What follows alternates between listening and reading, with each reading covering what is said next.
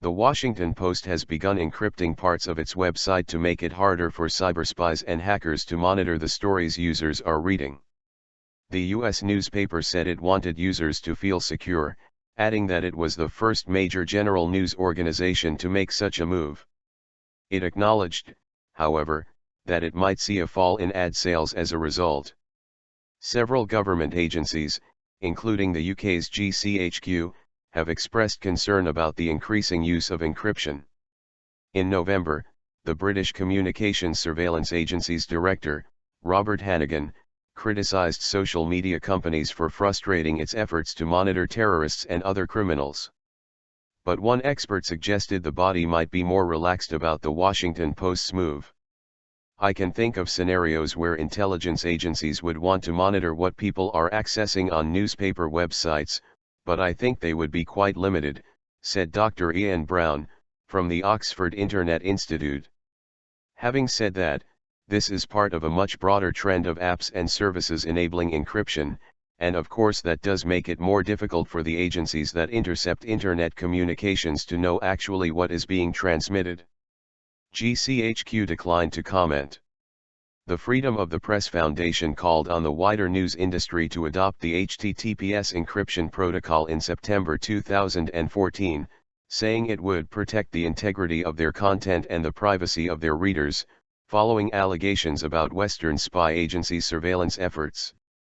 Eavesdropping on people reading the news is a real danger that has already happened, as demonstrated by the NSA and GCHQ spying on visitors to WikiLeaks.org, it said. And last year we learned how GCHQ employees used a quantum insert technique against readers of /.org, a popular technology news website.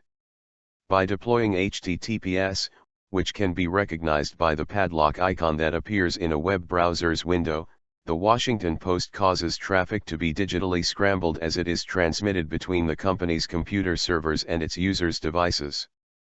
It said this would not only make it harder for its visitors to be monitored but should also prevent countries from censoring single articles. When visitors go to a site using the technology, someone monitoring their traffic can only see the domain they are visiting, not the specific page, it said. So, a country won't have the option to filter only some content, it would be forced to block an entire site. The move, however, has consequences for advertisers. They will have to determine whether their adverts will load properly over HTTPS.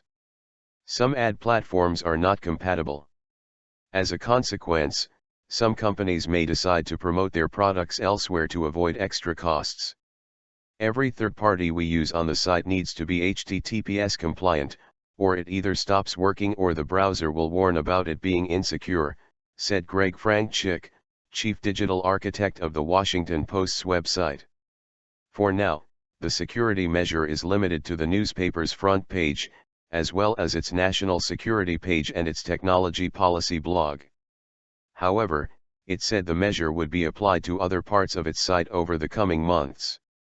Other, less mainstream, news organizations have already taken similar steps. Vice News, TechDirt, and The Intercept are among those to have already deployed HTTPS technology. The Washington Post's decision is a first step in the good direction, commented Gregoire Poget, head of the new media desk at Reporters Without Borders. HTTPS encrypts data exchanged between a user's device and the Post website. However, prying eyes can still see a user is visiting the Post website. A next step could be, just as Facebook did, to install an instance of the Post website in the Tor network. This would allow users to add a strong layer of cryptography and anonymity and would make the Post website unblockable.